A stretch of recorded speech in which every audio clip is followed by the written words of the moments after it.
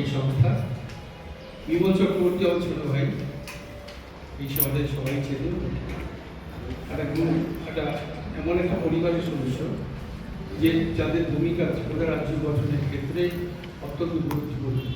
শ্যামলদা বিমলের বড় ভাই, বিজ্ঞান আন্দোলনের আছে, কলকাতায় আছে, রাজ্য ছেড়ে শ্যামলদার কথা ওকে দেখেই মনে করে।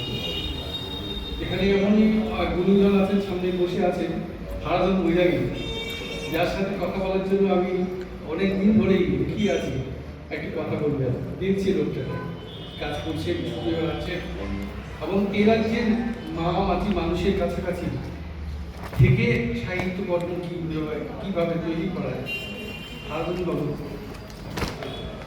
আমার কাছে মানে কী বলবো শেখা, প্রতিদিন ওনাকে দেখছি।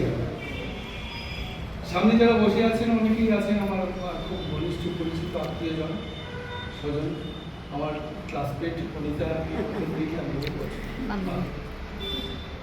1979 সাল থেকে আমি যখন ছোটবেলায় কলেজে পড়ছি শিখছি, তখন থেকেই আমার সাংবাদিকতা শুরু করা।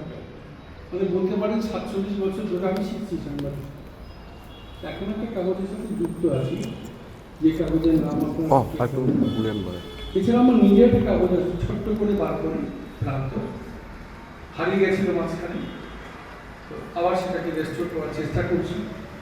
এবং বিমল যেটা বললো ঠিক, আমি প্রকাশনার কাজে হাত দিয়েছিলাম।